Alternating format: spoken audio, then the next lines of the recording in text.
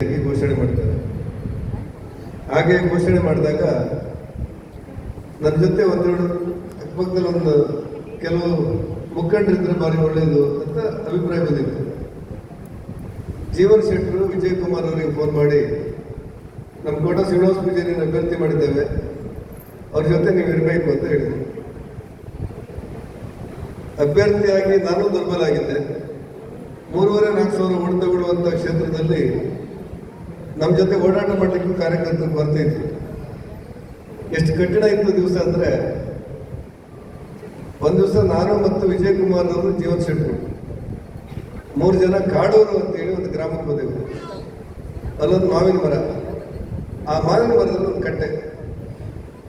ನಮ್ಮ ಜೊತೆ ಇರುವಂಥ ಒಬ್ಬ ಕಾರ್ಯಕರ್ತರು ಮೊದಲೇ ಮೈಕನ್ನು ಫಿಟ್ ಮಾಡಿದ್ರು ಒಂದು ಟೇಬಲಿಗೆ. ಎದುರುಗಡೆ ಒಬ್ಬರೂ ಇರಲಿಲ್ಲ, ನಾವೊಂದು ಕುರ್ಚಿ ಇತ್ತು, ಒಬ್ಬರು ಇಲ್ಲ. ನಾನು ಮತ್ತು ವಿಜಯ್ ಕುಮಾರ್ ಪ್ರಚಾರಕ್ಕೆ ಹೋದ್ರೆ ಎದುರುಗಡೆ ನಮ್ಮ ಮೈಕಿನ ಎದುರುಗಡೆ ಒಬ್ಬರು ಇಲ್ಲ, ಆದ್ರೆ ಹಿಂದ್ಗಡೆ ಮಾವಿನ ಕಟ್ಟೆಯಲ್ಲಿ ಒಂದು 50 ಜನ ಇದ್ರು. ವಿಜಯ್ ಕುಮಾರ್ ಏನು ಹೇಳಿದ್ರು ಅಂದ್ರೆ, ಹೆದರಬೇಡ, ಈ ಮೈಕನ್ನು ತೆಗೆದು ಮಾವಿನ ಕಟ್ಟೆಗೆ ಫಿಕ್ಸ್ ಮಾಡುತ್ತೇವೆ. ನಾವೇನ್ ಮಾಡಿದೆವು ಅಂತ ಹೇಳಿದ್ರೆ, ಅದು ಹೌದಾಗಿ ತೋರ್ತು ನಮಗೆ. ನಮ್ಮ ಮೈಕನ್ನು ತೆಗೆದು ಮಾವಿನ ಕಟ್ಟೆ ಅಂತ ಮುಖ ಮಾಡಿ ಇಟ್ಟೆವು.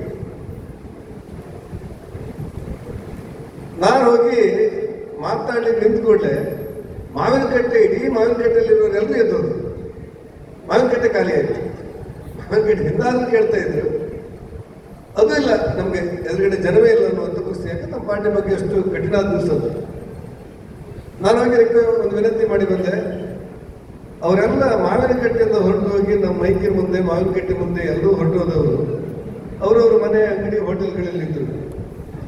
ವಿಜಯ್ ಕುಮಾರ್ ಅವರು 45 ನಿಮಿಷ ಮಾತಾಡಿದ್ರು. ಯಾರು ಇಲ್ಲದಿರುವಂಥ ಸಭೆಯಲ್ಲಿ 45 ನಿಮಿಷ ಮಾತಾಡಿದ್ರು.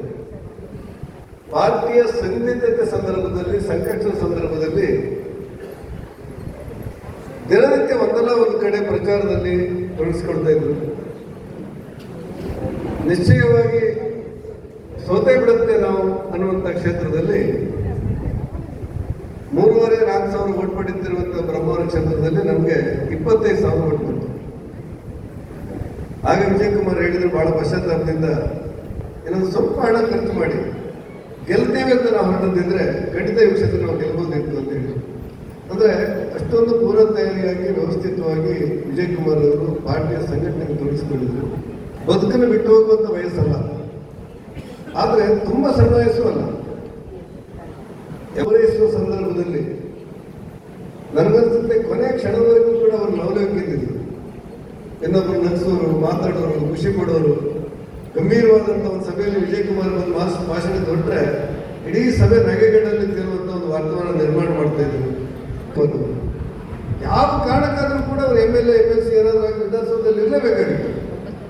ಆದರೆ ಅವರಿಬ್ಬರು ಯಾಕೆ ವಿಧಾನಸೌಧಕ್ಕೆ ಹೋಗ್ಲಿಕ್ಕೆ ಆಗಲಿಲ್ಲ ನನಗೆ ಇವತ್ತು ಕೂಡ ಅರ್ಥ ಆಗದಿರುವಂಥ ಸ್ಥಿತಿ. ಯಾಕಂದ್ರೆ ಇವರ 5% ಕೆಲಸ ಮಾಡಿದವರು ಕೂಡ ವಿಧಾನಸಭೆಯಲ್ಲಿ ಇದ್ದಂಥ ಪರಿಸ್ಥಿತಿಗಳಿತ್ತು ಬೇರೆ ಬೇರೆ ಕಾರಣಕ್ಕೆ.